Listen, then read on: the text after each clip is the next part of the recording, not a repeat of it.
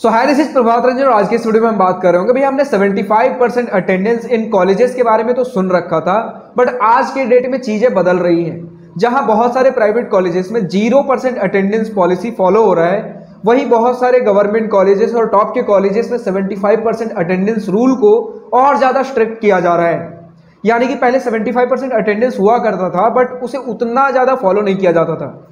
यानी आप किसी प्रोफेसर के पीरियड में चाहो तो अगर 50% भी आपका अटेंडेंस है, 25% भी है, तो चीज़ें संभल जाती थी, उतना दिक्कत नहीं होता था। बट आज के डेट में चीज़ें और सीरियस होती जा रही है, इन चीज़ों को और सीरियसली लिया जा रहा है। ऐसा क्यों? और इवन कुछ कॉलेजेस में तो ये तक जानने को मिला कि 85% अटेंडेंस भी आ चुका है। तो इतना ज़्यादा अटेंडेंस को लेकर सीरियस क्यों हो रही है आज के डेट में कॉलेजेस?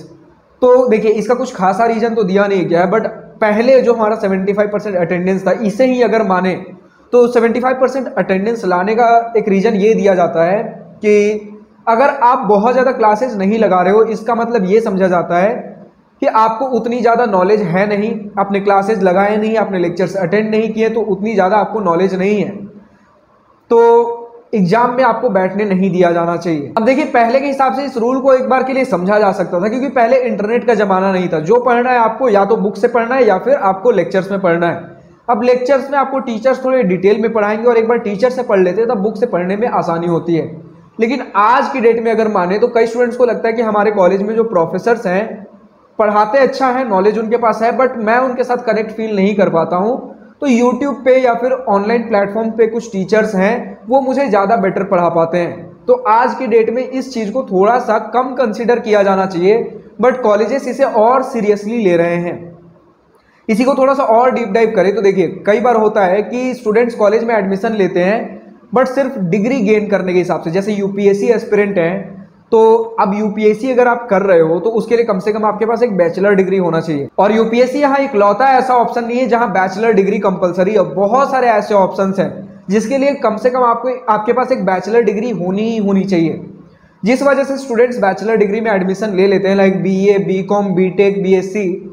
बट उनका प्राइमरी फोकस होता है UPSC, JPSC, BPSC, state PCS और सीडीएस जैसे अलग अलग एग्जाम्स पे फोकस करना और अलग फील्ड में एक करियर बनाना।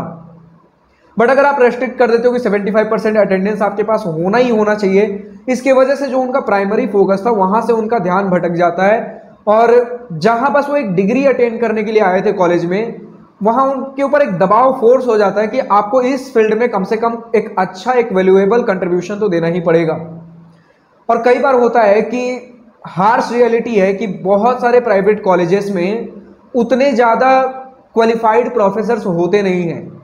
तो 75% अटेंडेंस लागू कर देना मतलब आप जबरदस्ती क्लास में उन्हें बैठा रहे हो जहां उन्हें कुछ सीखने को नहीं मिल रहा।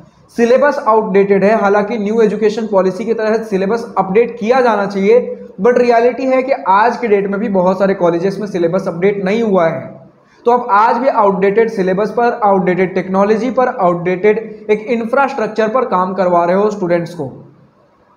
तो बहुत सारे स्टूडेंट्स जो एक अलग फील्ड में करियर बनाना चाहते हो और सिर्फ मजबूरी की वजह से वो किसी बैचलर डिग्री को परस्यू कर रहे हैं, आप उनके पोटेंशियल को रेस्ट्रिक्ट कर रहे हो कि वो जिस फील्ड में अपना करियर बनाना चाहते हैं वहां से भटक कर एक आउटडेटेड सिलेबस, एक बंधन वाले माहौल में रहने के लिए मजबूर हो जाते हैं। अब अगर हम यहाँ थोड़े कॉलेज पॉइंट ऑफ व्यू से भी देखें तो अगर आपके क्लास में प्रोफेसर्स आ रहे पढ़ाने लेकिन अटेंडेंस नहीं है, बहुत सारे स्टूडेंट्स क्लास से गायब हैं, तो थोड़ी सी बेइज्जती फील होती है प्रोफेसर्स को। इतना मैं एक सीनियर प्रोफेसर हूँ, उसके बाद भी मेरी कोई वैल्यू नहीं करता।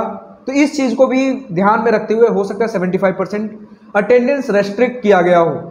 बट यार मुझे लगता है ये कुछ ऐसा हो गया कि आपके पास उतनी क्वालिटी नहीं है, लेकिन फिर भी आप जबरदस्ती कोई रूल थोप रहे हो।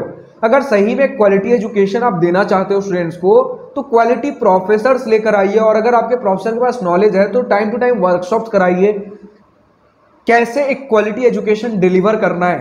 क्योंकि मैं पर्सनली अपने एक्सपीरियंस से बताऊं कि एक सर हैं हमारे कॉलेज में जो कि काफ़ी सही पढ़ाते, बहुत सही, और लिटरली बोलूं उनके पीरियड में क्लास बंक करने का मन ही नहीं करता। मन करता है अभी 1 घंटे का ही क्लास कैसे था यार, अभी 2-3 घंटे और लगवा देते। मतलब प्रोफेसर ऐसा रखो जो नॉलेज इतने बढ़िया से डिलीवर करे, उसके अंदर भी पढ़ाने का एक जज्बा हो, करिश्मा हो। आज के डेट में होता ये जा रहा है ना कि मतलब प्रोफेसर्स देखा जा रहा है कि जितने सीनियर प्रोफेसर्स उतने ज़्यादा क्वालिफाइड, उतने ज़्यादा नॉलेज, उतना ज़्यादा अच्छा पढ़ा सकते हैं। बढ़िया बात है, कई प्रोफेसर ऐसे होते हैं, लेकिन वहीं इनमें कुछ प्रोफेसर ऐसे भी हैं जो इतने ज़्यादा सीनियर हो चुके हैं कि अपने इतने साल के करियर में अब उब चुके हैं, बस जा रहे हैं, हाँ बस क्लास लेना है, पढ़ा रहे हैं।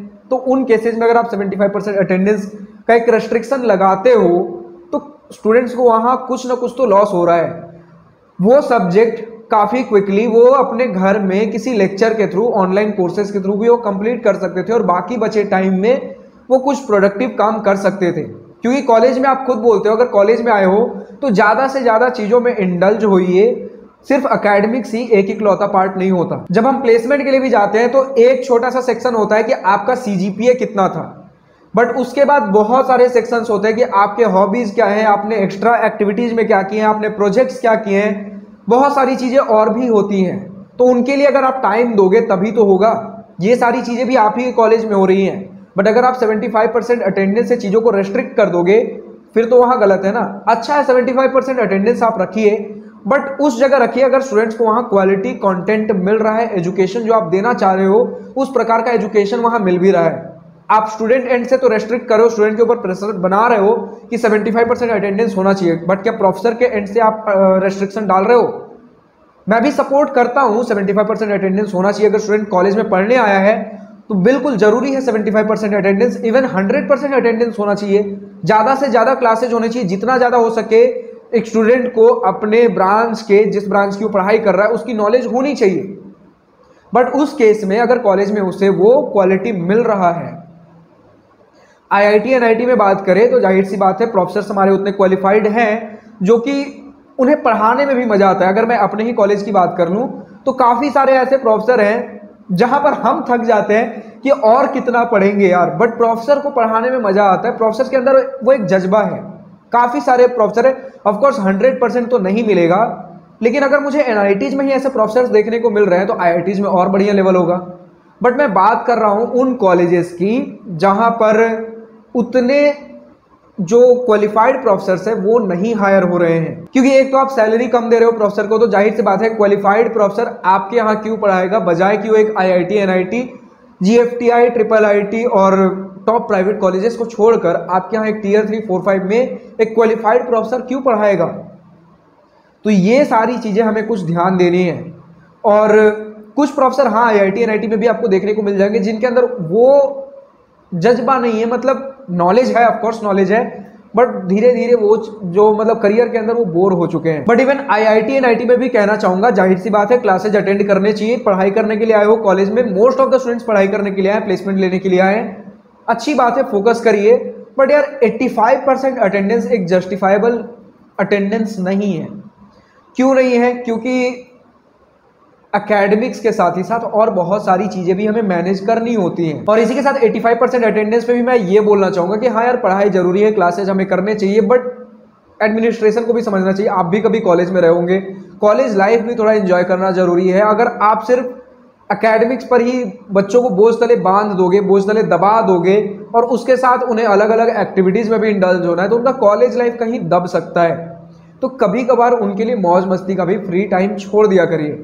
इतना आपको भी पता है, मेरा छोटा सा निवेदन है कि हाँ 75% अटेंडेंस एक बार के लिए ठीक है, बट 85% अटेंडेंस में प्लीज़ एक बार सोचिए। बच्चों की कॉलेज लाइफ मत छीनिए, क्योंकि एक बार ये 4 साल निकल गया, फिर वो दोबारा इस लाइफ को एंजॉय नहीं कर रहे होंगे। तो ठीक है, आज के इस वीडियो में इतना ही था। ये तो मेरा पॉइंट ऑफ व्यू था। आप कमेंट सेक्शन में जाकर लिखिए आपका पॉइंट ऑफ व्यू क्या है, आपके कॉलेज में कितना अटेंडेंस है। कहीं पर होता है कि 0% अटेंडेंस है, लेकिन वो कुछ ऐसे ट्रिक्स खेलते हैं कि 0% अटेंडेंस होने के बावजूद भी आपको रेगुलर क्लासेस लगाने पड़ेंगे। जैसे टाइम टू टाइम वो सरप्राइज टेस्ट लेंगे कभी भी, और उस सरप्राइज टेस्ट का जो मार्क्स होगा वो आपके CGPA में दिख रहा होगा। तो आपके कॉलेज में अटेंडेंस का क्या सीन है, आपका क्या पॉइंट ऑफ व्यू है, इन सारी चीजों पर कमेंट सेक्शन में लिखकर बताइए। और आज की इस वीडियो में इतना ही। अगर वीडियो पसंद आई तो लाइक शेयर दिल खोल कर करिएगा, और अगर कुछ दिल की बातें, कुछ मन की बातें लिखकर बतानी हो या पूछनी हो तो कमेंट सेक्शन आप ही के लिए तो है। So thank you for watching this video. Goodbye. I wish you all the best for future. Enjoy your journey.